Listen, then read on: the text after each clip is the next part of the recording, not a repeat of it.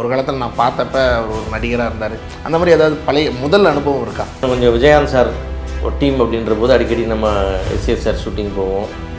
ஏதோ ஒரு இடத்துல சந்திப்பு மாதிரி இருந்தாலும் பேசிக்கோன்றது வேறு விஷயம். நேராக போய் உங்கள்கிட்ட பேசணும்னு சொல்லிட்டு போய் 2017 தான் நேராக அவர் போய் பார்த்து போகும்போதே நான் ஒரு பெரிய பெயிண்டிங் ஒன்று, ஒரு மக்கள் வெள்ளத்துக்கு நடுவில் விஜய் வர்ற மாதிரி ஆட்சி பீடம் டைட்டில் போட்டு ஒரு பெரிய பெயிண்டிங், லைஃப் சைஸ் பெயிண்டிங் ஒன்று எடுத்துகிட்டு என்ன அப்படின்னா சார், மக்கள் வெள்ளத்தில் நீங்கள் வந்து ஆட்சி பீடத்துக்கு வரணும், இதுதான் கான்செப்ட்.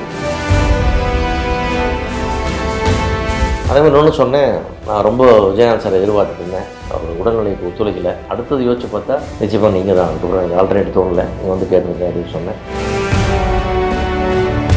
கண்டிப்பாக இந்த அரசியல்னால அவர் குடும்பத்தை அப்படியே கொஞ்சம் ஒதுக்கிட்டாரா அப்படிங்கிற மாதிரி சார் நான் எப்பவுமே சொல்லுவேன், யாருடைய தனிப்பட்ட விஷயங்களுக்கு மூக்க நுழைக்காதீங்க. நான் இங்கிருந்து பார்த்தா எனக்கு இது ரைட்டு, உங்களுக்கு இது நீங்கள் வந்து ஒரு மனிதனுடைய பொது வாழ்க்கையை தான் கேள்வி கேட்கணும். தனிப்பட்ட வாழ்க்கையை கேள்வி கேட்கறதுக்கு யாருக்கும் உரிமை கிடையாது. பையன் தப்புனா அப்பா அம்மா கேட்பாங்க, அப்பா அம்மா தப்புனா பையன் கேட்பாங்க. நம்ம ஞாபகம் யார் கொடுக்கல. இப்போ உங்கள் மகா கல்யாணத்துக்காக நீங்கள் தான் ஃபஸ்ட்டு அழைப்பு கொடுக்க போயிருந்தீங்களா? நல்ல ஆசை இருந்தது, வரோன்ட்டு வரலாம், கூப்பிடலாமான்னு ரொம்ப தயங்கி இப்போ தான் அந்த கரூர் சம்பவம்லாம் முடிஞ்சிருக்கு. அவர் வெளியவே வரல. உங்களோட செக்யூரிட்டி அவ்வளோ ஒரு ஸ்விஃப்ட் காரில் வந்து இறங்கி அழகாக வெளியே வந்து ஜம்னு ஓடிவிட்டாருக்கு. இங்கே ஒரு காரில் வந்தேன்னா அந்த ஒரு காரில் இருந்தாலும் போயிட்டாரு. சம்மர் வந்தாச்சு. What's your plan for this holiday? எங்க கிட்ட விட்டுருங்க, நாங்க பாத்துக்கிறோம். VGT holidays. GT Holidays, South India's #1 travel brand. வெற்றியாளரை விதைக்கும் மண் SNS, வெற்றியாளரை உருவாக்கும் மண் SNS, வெற்றியின் மண் SNS, SNS இன்ஸ்டிடியூஷன்ஸ் கோவை.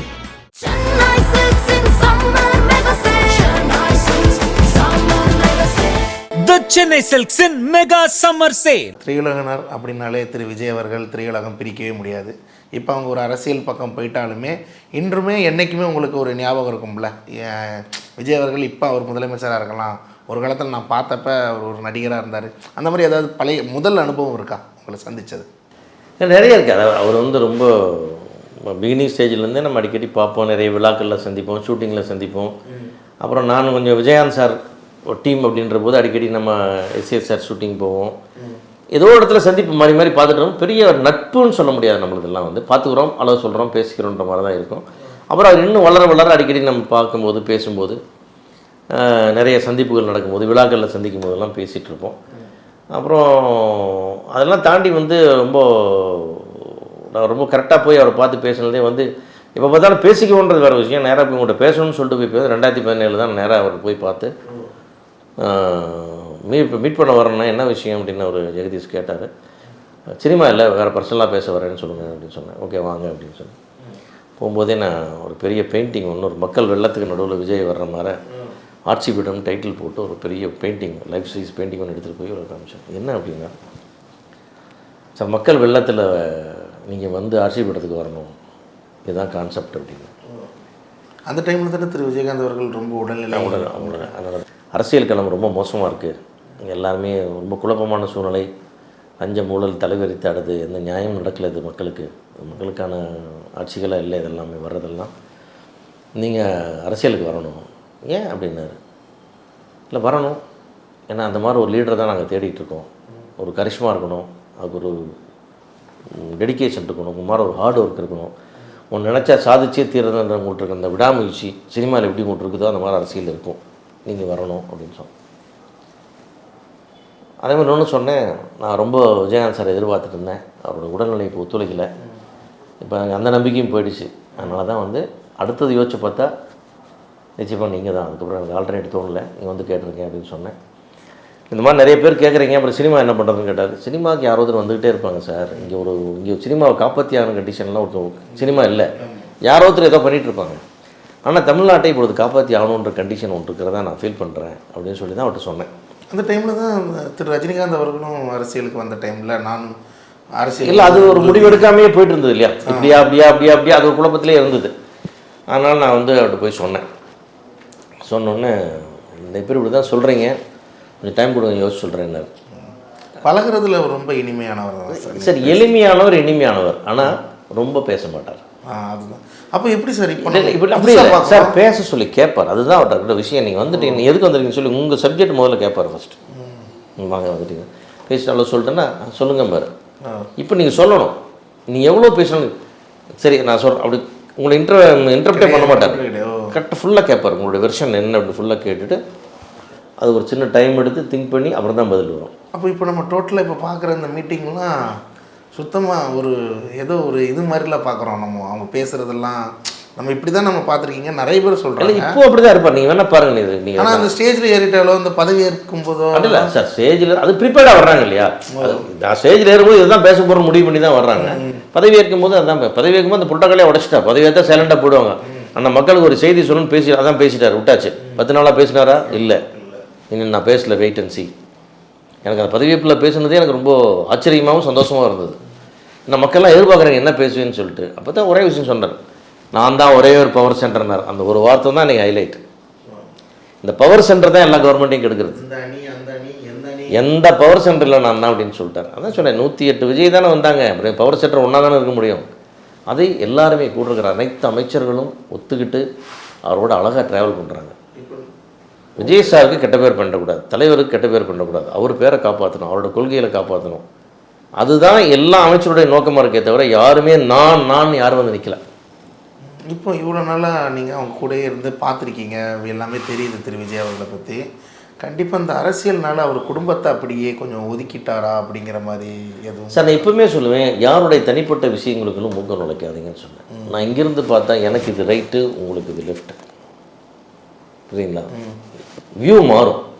அவங்கவுங்க பாயிண்ட் ஆஃப் வியூவில் அவங்க வாழ்க்கையை வாழ விட்டுருங்க, அது போகக்கூடாது. நம்ம இல்லை கரெக்டாக சார், அப்பா அம்மாவும் வேறு வீட்டுக்கு போயிட்டாங்க.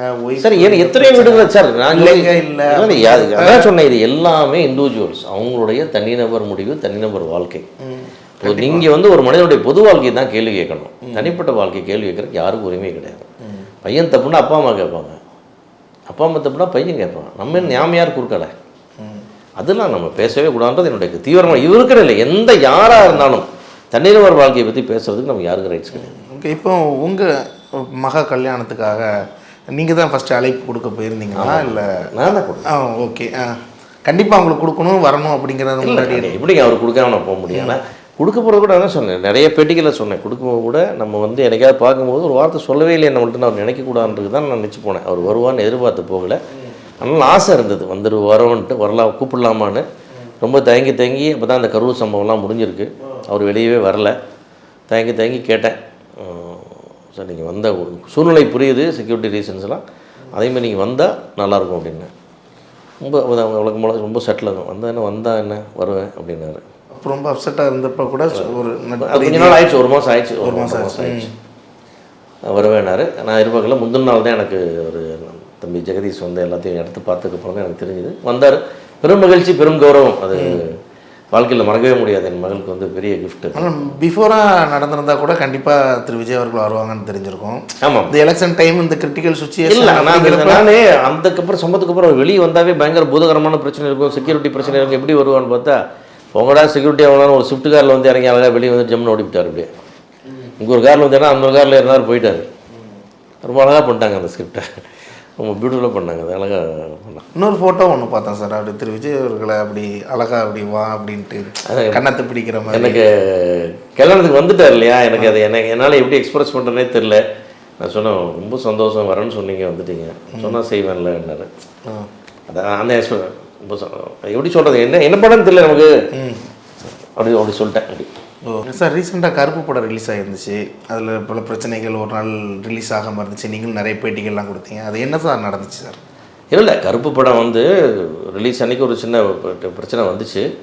அதுக்கெல்லாம் காரணம் வந்து இந்த ஓடிடின்ற ஒரு பெரிய வியாபாரம் ஒன்று சரிந்து போய் அது சரிபாதி விலையாகும்போது ஒரு 50 கோடி ரூபா நஷ்டம் வரும்போது இமிடியேட்டாக ஒரு பெரிய ஜர்க் ஆகுது.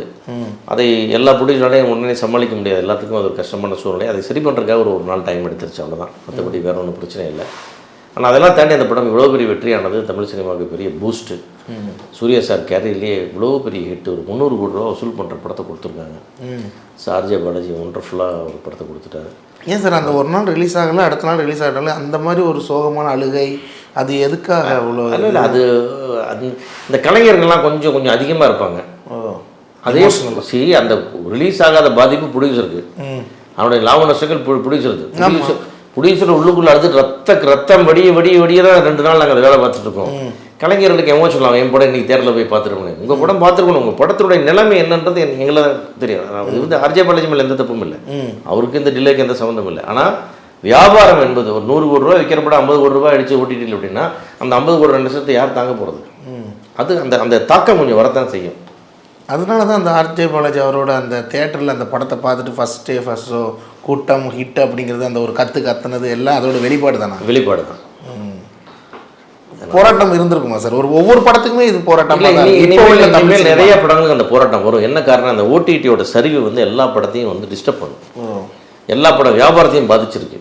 ஏன்னா சார் எனக்கு இன்றைக்கி தெரிஞ்சுட்டு அது மாதிரி நான் படம் எடுத்துருவேன். நான் படம் எடுத்து முடிச்சதுக்கப்புறம் நான் பாதி விலைக்கு தான் வாங்கன்னு நான் சொல்லும்போது நான் மாட்டிட்டேன்.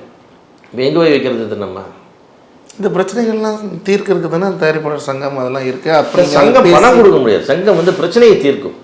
ஓடிடி காரனை போய் முடியாது, நீ 100 கோடி ரூபா கொடுத்தாலும் நம்ம எப்படி சொல்ல முடியும்? அதை செய்ய முடியாது.